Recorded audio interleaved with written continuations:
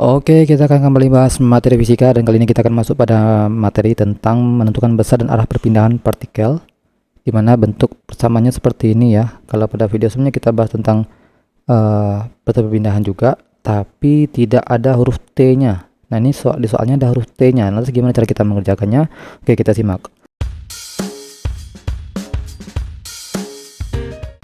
Teman-teman semua, yang ditanya di sini adalah berapakah nilai besarnya, besar perpindahan dan vektor pindahan. Anggaplah yang ditanya itu sama seperti sebiasanya, yaitu vektor perpindahan, ya, vektor perpindahan. Yang kedua adalah besar perpindahan. Nah, biasanya simbolnya delta R itu pakai tanda, kalau besar perpindahan itu tidak pakai tanda lagi. Oke. Nah, untuk vektor perpindahan, rumusnya adalah delta R sama dengan delta XI ditambah delta YJ, seperti itu kan. Nah, sekarang kita akan menganalisis di manakah letak delta XI itu ya, manakah letak delta XYJ itu. Nah, di sini kita lihat ini ada kan huruf T ya, berarti posisi mula-mulanya T-nya sama dengan 1 sekon, berarti kita bikin delta R, ini kan delta R itu pada dasarnya sebenarnya delta R itu adalah R2 dikurang R1 ya.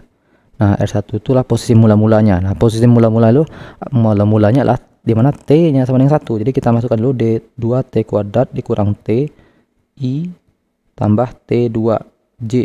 Nah, di mana kita masukkan angka satunya, berarti 2 kali 1 kuadrat dikurang 1 ya, dalam kurung tutup kurung I ditambah 1 kuadrat J.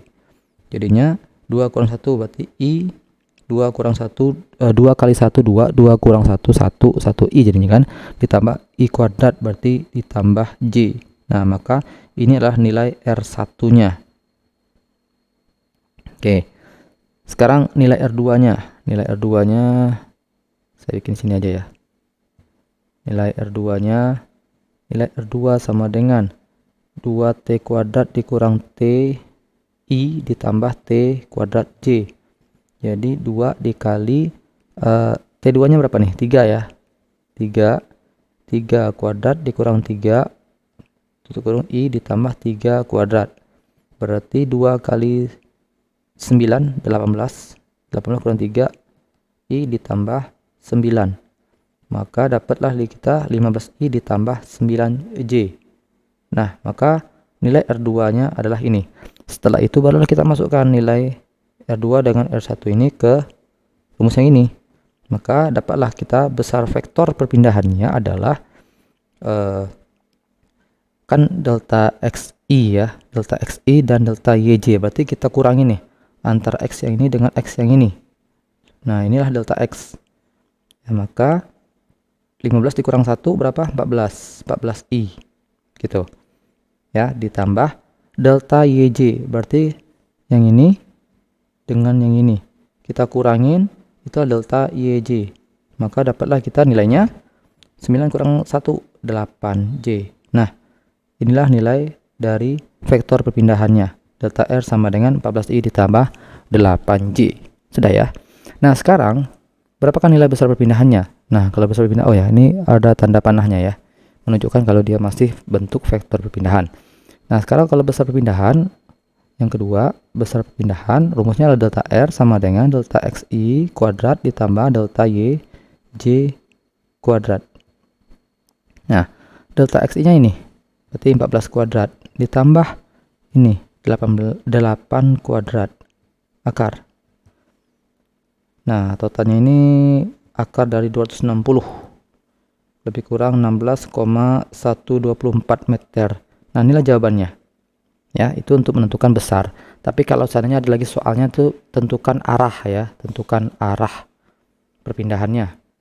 Kalau itu disuruh untuk menentukan arah perpindahan, rumusnya adalah tan theta delta Y per delta X, delta YJ per delta XI.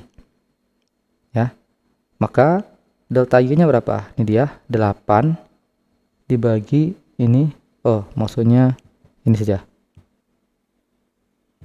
Nah, ini ya. 8 dibagi 14 biar mudah ya. Nah, Nanti kita dapat nih hasil dari 8 dibagi 14 itu berapa gitu kan.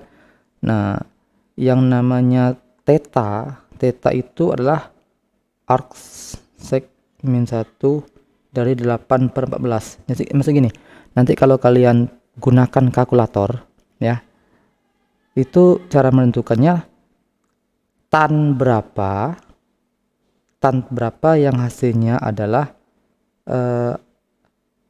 arc sec 8/14 nih. Nah, tan berapa yang hasilnya tuh 8/14. Nah, maka nanti akan ditemukan lah kira-kira jawabannya itulah nilai theta sama dengan 29,7 derajat. Nah, ini saya tidak nampakkan kalkulator, jadi nggak tahu nih, kalian nggak nampak ya.